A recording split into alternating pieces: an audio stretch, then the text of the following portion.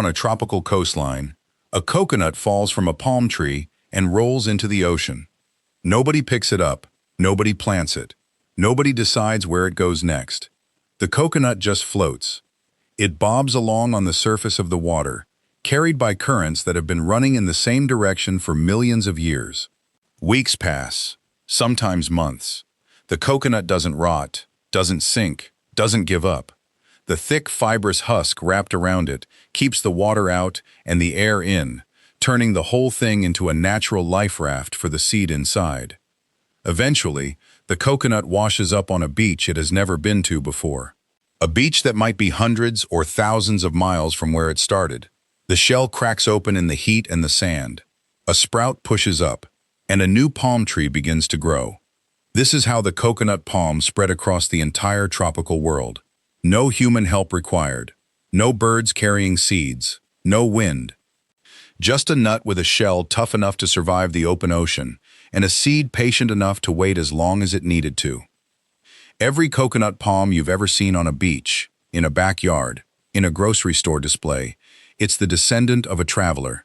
A seed that crossed the water alone and started over somewhere new. And when humans finally caught up with it, they couldn't believe what they'd found. The coconut palm originated in the coastal areas of Southeast Asia, in a region that spans parts of what is now Indonesia, Malaysia, and Papua New Guinea. Scientists call this zone Malaysia.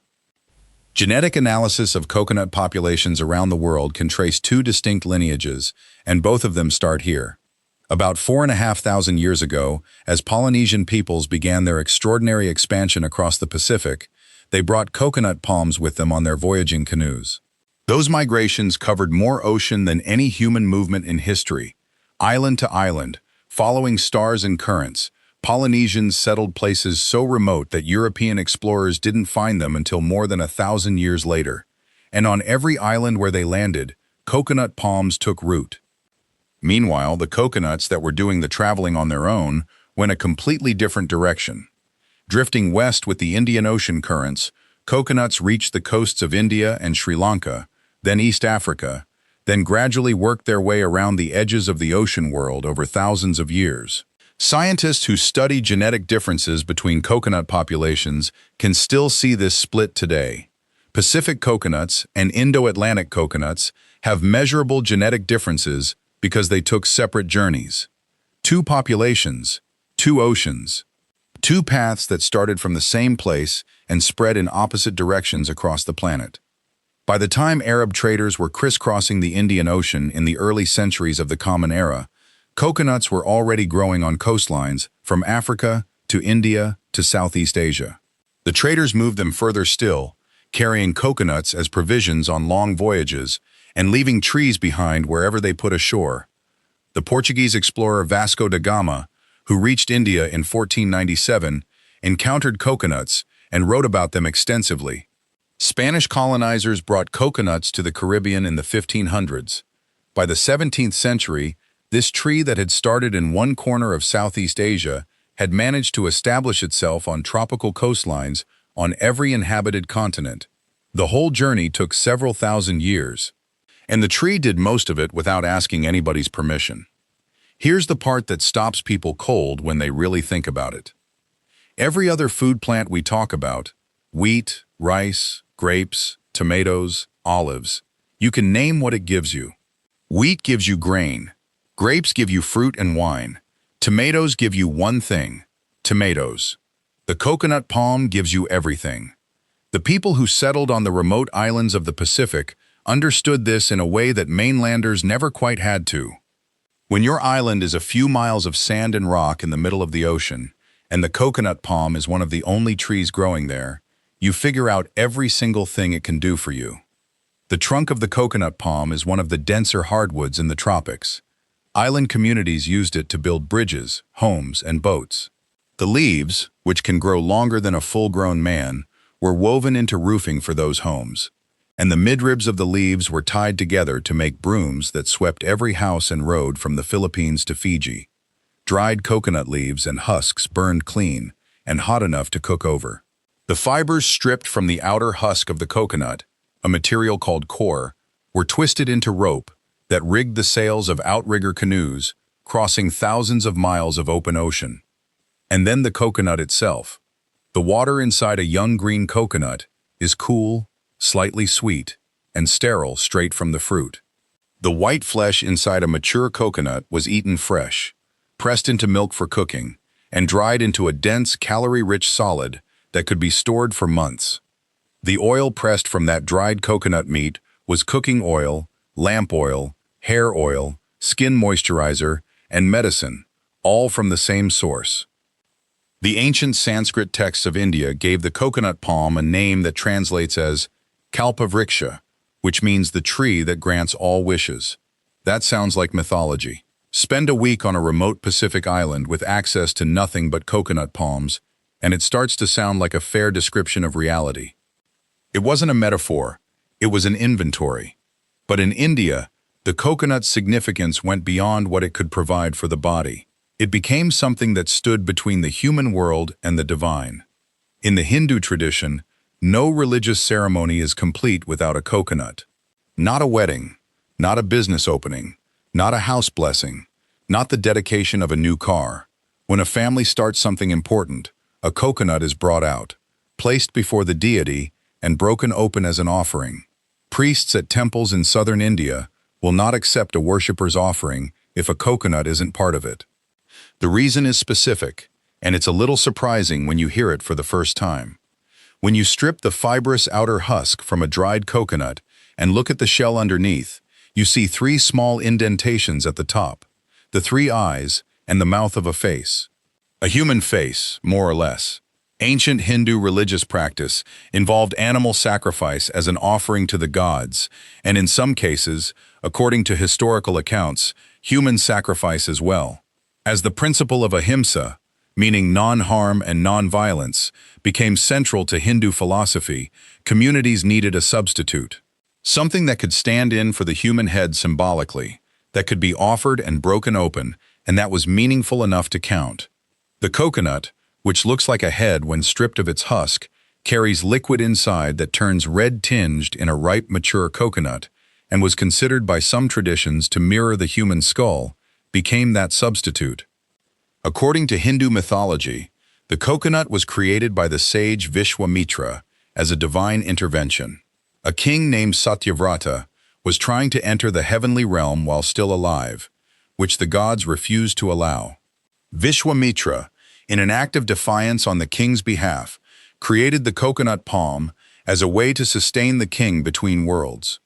Whether you take that story literally or figuratively, the cultural weight of the coconut in Indian life is real and visible.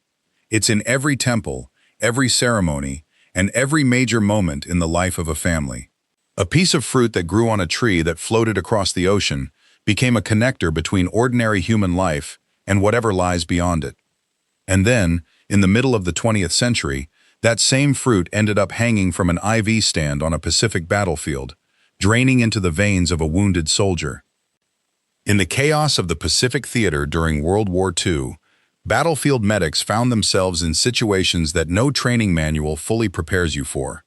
Medical supplies ran short in ways that were hard to anticipate. Sterile saline solution, the standard fluid for intravenous rehydration, ran out. And wounded soldiers who needed fluids to stay alive couldn't wait for a resupply run. The coconut palms overhead offered an option that medics tried when they had nothing else. A fresh young coconut, still sealed inside its green husk, contains liquid that is naturally sterile. The shell protects it completely from contamination. When that seal is intact, the water inside has never been touched by outside bacteria or organisms. Medics in the Pacific discovered that if they could tap into a fresh coconut, attach standard intravenous tubing, and hang the coconut on a makeshift IV stand, the liquid inside could be dripped directly into a patient's vein. There are photographs of this in medical journals. A green coconut, suspended from a wooden frame with a tube running from it, and a soldier lying underneath. The practice was documented among British troops, Japanese troops, and American forces throughout the Pacific campaigns. During the Vietnam War, decades later, both sides reportedly gathered coconuts in preparation for major battles, treating them as medical supplies the way they'd stockpile plasma. The chemistry behind it is real.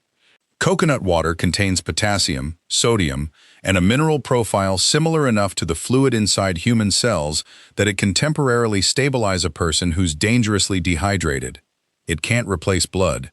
It's not a perfect substitute for saline.